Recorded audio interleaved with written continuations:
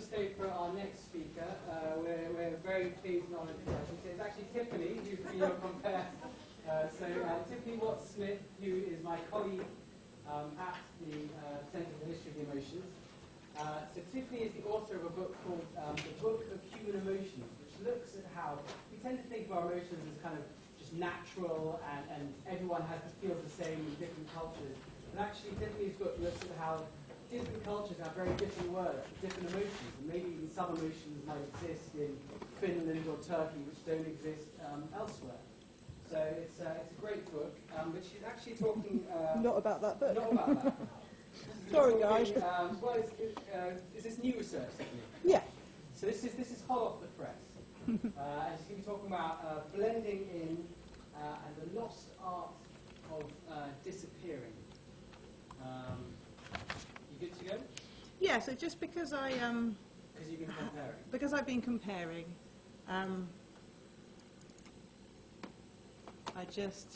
sorry, excuse me for this. I just didn't want to, I thought I'd sort of try and get some sort of vaguely relevant picture behind me, because I'm not going to use a PowerPoint today. Thanks so much, Jules, and thanks for coming. So I'm going to talk about the lost art of disappearing, and I actually want to begin by telling you a tale that Scott Fitzgerald wrote about in his diaries.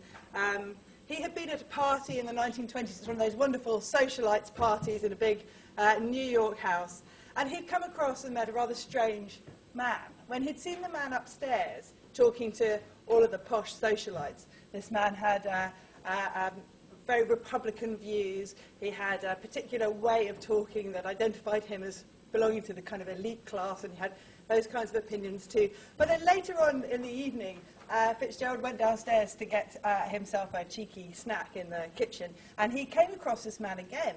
But this time, he seemed to be a completely different person. He was now talking in a completely different accent, a sort of more stubby, broken accent of the New York streets. And crucially, he espoused completely different sorts of views, socialist views, irritation with the Republicans, and so on and so forth. That was the first time that this guy, Leonard Seelig, had been taken notice of. The next time was when he appears in a newspaper, because there's been a strange imposter in a baseball game. And someone who appears to be a professional baseball player, called Leonard Seelig, has turned up on the pitch, and yet none of the other players know him. Leonard Seelig then appears yet again when he is arrested in Chinatown, and he appears to have become part of an underground gang and speaking fluent Chinese. And when the police arrest him, this man is given a psychiatric report, and it turns out that he is suffering from an extremely strange and very, very rare illness, which is that he completely transforms his entire person, his entire self, depending on who he happens to be standing next to or talking to at the time. This man, Leonard Seelig, becomes known as a human chameleon, and he becomes incredibly famous. He becomes a celebrity, he appears on the news, documentaries and so on are made about him. An opinion is divided very violently about this illness that he's suffering from. His psychiatrist thinks that he's suffering from a very dangerous kind of neurosis, and that's what causes this strange imitation. Bruno Bettelheim, the sociologist, thinks that all that's happening is a very extreme version of what we all do every day. He calls him the ultimate conformist. Now, as my picture may well have given away, Seelig is, of course, not a real person. He is Woody Allen.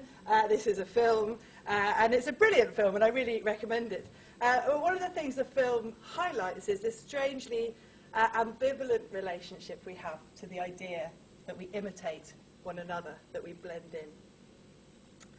Imitation, of course, is a really important part of how we become normal, how we disappear, how we blend in. And you're probably all familiar with a scenario where you might have changed your hairstyle or your opinions or your clothes because of a friend or a loved one, or just your sort of milieu that you happen to be hanging around in. Sociolinguistics teaches us that, in fact, we often change the entire architecture of our speech patterns depending on who we're talking to. So this is not just our accent, because we're quite familiar with the ways that our accents can slide around, but also the grammar that we use, even the vocabulary that we use changes depending on who we're speaking to. There's been studies to show that our bodies, in fact, change rather a lot depending on our surroundings. One of my favourite studies in this area is a study of people looking at Degas paintings. So these are paintings of ballerinas.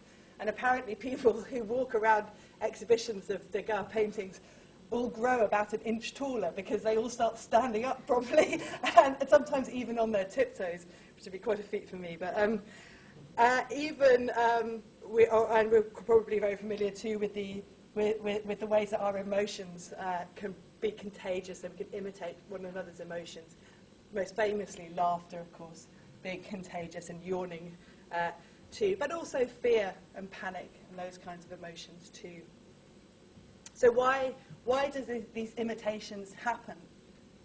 Actually, I've got a friend who, when she met the man who's now her husband, she started wearing the same sort of very brightly coloured jeans that he used to wear. And when you'd see them walking around sort of down the high street, there'd be these four legs of sort of bright orange and bright green and so on. It looked like this sort of strange animal that was coming towards you. But perhaps one of the reasons why she started wearing the same jeans that he did was because of the ways imitation is linked to desire. The philosopher Spinoza in the 17th century recognized that we imitate what we want, we imitate what we desire, because we want to make that part of ourselves. We want to somehow absorb it and turn it into us. So perhaps that's why she started wearing the jeans. But perhaps you listened to that story and you thought, oh, well, she sounds like someone who doesn't really know who she is, like she doesn't really have an identity. And perhaps that's also troubling. In fact, the philosopher Susan Sontag, in her diaries, she wrote rather wonderfully about worrying about these moments when she felt like she wasn't entirely being herself, and that when her desires or her needs were sort of blending or merging in with those of her friends or lovers or just people she was happening to chat to. And she calls this phenomenon X. It's so weird that it doesn't even have a name, X or Xy, like as in I was feeling Xy or he was behaving in an Xy way. And she thinks that Xiness comes from not really knowing at any given moment what she feels, which I really empathise with, actually. And so she feels that because she doesn't really know what she thinks, she sort of just absorbs what happens to be going on around her. And her partner at the time, the playwright Maria Arena Fornes, she says, Susan, this Xiness, this is the reason why you can't have a conversation with two people at once. You can only talk to one person, because as soon as you're talking to two people, then things get confused and you get conflicted about who you are. Now, those of you who were here in the last talk heard that it was really in the early 19th century that ideas of, or the word normal, came to shift its meaning from something that was primarily associated with mathematics to something which could be associated with human behaviour and human psychology. Actually, in this same period, the interest really peaked around ideas of imitation and what imitation is and how it works. Imitation is part of what will make us normal. We copy, and the more we copy each other, the more a sort of idea of normal can congeal, as it were. But also imitation itself, so that how much you imitate, whether you imitate too much or too little, also at this time, throughout the 19th century, and particularly at the beginning of the 20th century, becomes itself a sort of object of scientific inquiry. So imitation itself becomes a question of how normal you are, and whether you normally imitate or whether you abnormally imitate. Aristotle, Spinoza, Rousseau, all were interested in imitation, but it was really in the 19th century that the compulsion to copy one another gets reframed in sort of scientific language. And it's really, I think, to the naturalists that we can first look at. So the butterfly hunter, Walter Bates, goes to the Amazon to collect moths and butterflies and other insects. And he describes in his diaries feeling very despairing, because one day he goes to to find a butterfly, and he thinks he's found a brand new species of butterfly, and he's ever so excited. And then he gets back to his tent and to make notes about it, and realises that this butterfly has just transformed back into some tedious old boring butterfly that he already knew about. And he calls these butterflies that change their appearance mockers. And his friend Charles Darwin then writes a review of Bates's journal and says, "Oh, why, to the great perplexity of naturalists, does nature succumb to the tricks of the stage?" So this idea that nature becomes a kind of performer or an unreliable actor is already there at the beginning of the 19th century. And certainly the wonder that people like Darwin and also Walter Bates experienced towards this nature that was capable of tricking and dissembling, we still have today. So one of the very popular exhibits in the Brighton Aquarium is something called a mimic octopus. And this is a very relatively new find. So mimic octopuses have only been discovered for about 10 years or so. And they are quite astonishing creatures. They can change colour very dramatically. They can also sort of seem to imitate other more slightly dangerous sea creatures. For example, the sea snake, which apparently is terribly poisonous. And the mimic octopus can take on this form. So we still have a sense of wonder and astonishment around how nature seems to be able to suddenly transform its appearance in order to hide or fit in with its surroundings. But these tricks of the stage, when it's us, when it's humans performing them, perhaps that is slightly more unnerving. Some of you on your way up here might have had your skulls tested for phrenology lumps and bumps. Is that right? Some of you? Yes. Well, so those of you who don't know, in the early 19th century there was a vogue for checking your personality by feeling the lumps and bumps on your head. This was called phrenology. And one of these organs or special qualities of mind that you might be able to detect from feeling your head was called the organ of imitation. Actually, if you want to just check yours, it's that if you start from the middle of your forehead here and then go up to the top and then go a little bit towards the left, feel around, you might have a lump or a bump or maybe a ridge there. If you do, does anyone have one? Yeah, maybe. Sadly, I do not. Well, it's a mixed blessing, really. Those of you who do have a lump in the organ of imitation area would be considered by the phrenologists to be really good fun. You know, a great laugh at a party, really good company, very good at doing impressions, just the life and soul of things. But you're also considered to be potentially rather unreliable. Perhaps you're very good at lying. There's a risk that you might become an imposter. And in fact, many thieves in prisons in Berlin, where some of the phrenologists first worked, were discovered to have very enlarged organs of imitation because they were basically con artists who had been impersonating other people. And it wasn't only thieves in prisons who were discovered to be imitators.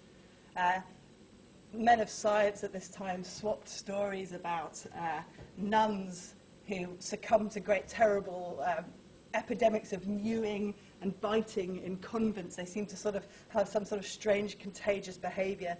And Darwin and his contemporaries described what they called the primitives, particularly Terra del Fuego, where Darwin went, and described these people as really excellent mimics. They did all sorts of ad hoc experiments with them, pulling faces and seeing whether the people that they were studying could pull faces back. And they were very struck by what excellent imitators these people were.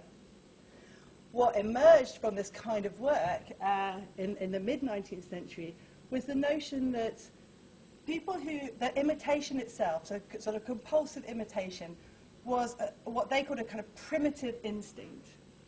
And some people were more prone to it than others. So if you were thought to have a very sort of feeble inhibitory system, this is the language that they would have used, then this sort of instinct for imitation would kind of burst out. So mad people, alcoholics, women often, children, and what were called at the time the lower races, were all inclined to imitate. If you didn't imitate, then they showed that you had great resilience in today's language. And of course, the people who had great resilience were European men. So this is how you can tell whether you're normal or not. The philosophers Adorno and Horkheimer have argued that it's the times when individuality is celebrated that we most become fascinated but also fearful of the strange ways in which we merge together and we yield to one another. And certainly that was true in the 19th century. If Darwin and his cohorts were kind of rather fascinated by the primitives who imitated one another, by the end of the century, a new generation of psychologists started becoming very interested in imitation and actually began to kind of retrieve it and start to think that it was actually quite an important human trait. They wrote a lot about how important it was for learning language, also for acquiring what were called national characteristics and therefore developing patriotism. Crucially, it was considered very important for a quality that in German was called Einfühlung, and which in English was translated as empathy, which is a word you only start to learn about at the end of the 19th century. And empathy was thought to develop through forms of bodily imitation, sort of unconscious or compulsive bodily imitation. So it was through imitation, therefore, they argued, that we started to get our moral sense and our ability to understand what someone else is feeling and therefore be able to respond in a kind and sympathetic sort of way. Imitation became so important that by the early 20th century, the psychologist William McDougall was able to say, we are all human copying machines. This whole business of whether imitation is healthy or unhealthy, or normal or abnormal, hasn't really been resolved. Many of you may have heard about mirror neurons. Certainly in the last 20 years, mirror neurons have been very, very important and received a sort of lot of fizzy kind of attention. For those of you who don't know what they are, for some reason I find it quite hard to explain, but they're cells in the brain which fire when you perform an action, but they also fire in the same way, but in a sort of slightly muted way, when you watch someone else do the same action. They were first seen in monkeys, so monkey A eats a banana and a certain set of cells fire. Monkey A watches monkey B eat a banana and the same sorts of cells fire. So the discovery of what were dubbed mirror neurons was very, very exciting because it seemed to suggest there was in some way we were hardwired or innately predisposed to imitate one another, to sort of vicariously share one another's experiences. And this was hugely overhyped, this whole business of mirror neurons we're realizing now, both in the media but also in the medical profession, where imitation, because it was seen to be so integral to normal life, was then a lack of imitation was understood to be, it was implicated in illnesses such as those on the autism spectrum. So imitation becomes something which we really must hold on to at all costs. But that, I think, the whole business of mirror neurons has been seen to be very overstated. But the whole question of imitation and whether it's normal or abnormal, healthy or not healthy, is still very much in the air. When we talk about an expanded self or a blurring self, this is how poets and philosophers have talked about love and how they talked about ecstasy. But whether you embrace imitation and think it's a helpful and healthy, normal part of your life, really, I think in the end depends on how committed you are to the idea of individuality. Be yourself, says a sign in my local cafe where I get my coffee in the morning. Be yourself, everyone else is taken. Thanks very much.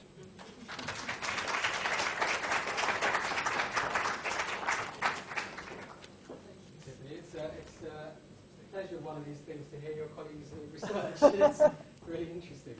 We've got some minutes for questions. Anyone like to kick things off? Yeah, at the back. Should Shakespeare famously said that all the world's a stage and all the people merely players. We all have to act at times. But I was thinking about professional actors who have to inhabit a persona that may be completely foreign to their own and could even be somebody obnoxious in history. And there is evidence of some actors having been damaged mentally by some roles. Vivian Lee, Streetcar Named Desire, seemed to lose sanity during taking that role when she became alcoholic. So, have you come across any cases where actors have suffered mental illness as a result of taking a role? My husband's an actor, actually, so so yes, no. But certainly, I don't know of any specific cases like this. But certainly, this phenomenon, so that somehow embodying a character then sort of leaves some sort of imprint on your own experience. It's something that's been talked about a lot, and certainly in the 19th century was really a favoured example, actually, of psychologists who were trying to understand the relationship between what seemed to be your private emotional life and the kind of roles, as you say, that we must all play, and whether those two things can be understood as quite separate or whether, in fact, they become very enmeshed. And certainly psychologists in the 19th century and similarly today think there is a very powerful feedback loop between what we do with our bodies and how we perform and what's going on internally and how we feel. And so I think that would be the basis for the situation that you're talking about, definitely.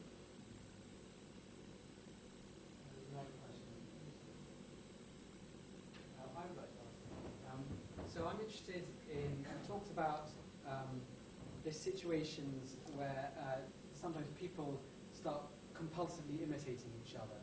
And you gave the example of the nuns. You sometimes have a group of nuns, but it's called mass psychogenic illness, isn't it?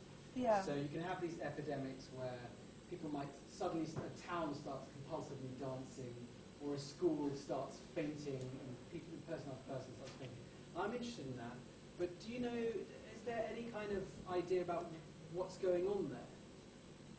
Well, I don't think, I'm very interested in it too, and I don't think that we really know yet, because one of the things that's intriguing about these mass psychogenic illnesses is the ways in which they can come and go, so that you can have a moment where, one of my favourite ones is the late 1890s, and it's something called dromomania, which is the strange, irresistible compulsion to walk extremely long distances, by which I mean like right across Europe, and people who would who would suffer from this illness would go into sort of strange altered states, and they would have no idea why they were walking or where they were walking to or where they'd come from and so on, and they were tracked by the authorities and returned to various institutions. Now, there was an outbreak of this, but it only seemed to last 3 years, and then it's never really been seen before or since. Very peculiar. So what's causing that? What's causing that something in the, presumably it has to be something in the historical waters, something in the air, sort of some combination of social factors. So, for example, one of the reasons that's been given for the outbreak of dromomania is a sudden anxiety in Europe about vagrancy at the end of the 19th century. So that might be part of what's driving this. But what also might cause it is kind of a new enthusiasm among medical professions to diagnose it. So that was the other thing that's thought to have caused, in a way, this phenomenon, is that it gets a name and it gets advertised, as it were, celebrated in newspapers and so on. And that might sort of produce a series of cases, and then it sort of fritters away. Which reminds me of things like, like the killer clown thing.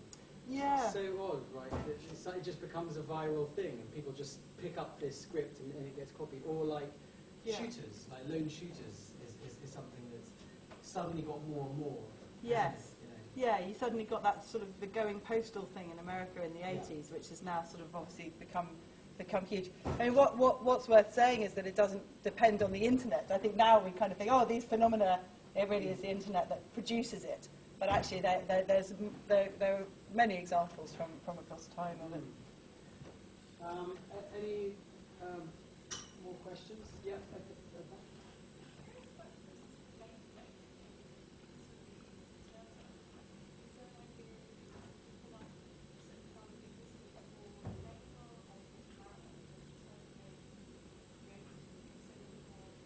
Do you mean the mass psychogenic illnesses? And well, I think that there are different ways to come at this sort of question. As a historian, I'm really interested in this relationship between language and naming and certain phenomena, you know, or sort of how we experience our bodies, I suppose, is the other. So what happens when you give something a name, or when something is validated with a name in a kind of professional context, is that we're able to sort of bring together what might in our own minds be experienced as sort of quite disparate phenomena. And we're able to give those a name and put them under a label and make sense of them. So one sort of quite benign sort of example of this might be, Jules mentioned at the beginning of this talk that I've been working on a book about emotions, and one of the peculiar things is that there are some words in some languages which describe emotions that we don't have words for in other languages, and we're all quite familiar with this phenomenon, I'm sure. But what's the sort of significance of this? And one of the kind of things I think that's significant about it is that when you have bothered to give a name to a particular emotional state in your language, so for example, in Denmark, hygge, which is very fashionable at the moment, lots of books published here about it, which describes a kind of feeling of coziness of being at home with your friends in the evening when it's cold outside. We don't really have a single word for that whole thing that the Danes talk about quite a lot and celebrate. It's not that we can't feel it, of course we can, we all know what that feels like. But it does matter that we haven't sort of put a name to it, and they have, because in a sense by putting a name to it, then you've given yourself a way of channeling all sorts of disparate things and making sense of them for yourself. And I think that that we've imported that word, and now we've probably got a way to articulate all of those things too. That's quite a benign example, but of course this happens in all sorts of ways across particularly psychiatric diagnoses particularly over the 20th century too. Thank you, Tiffany. Matt, you're here. I am. Okay, brilliant. Thank you very much, Tiffany, for a brilliant talk.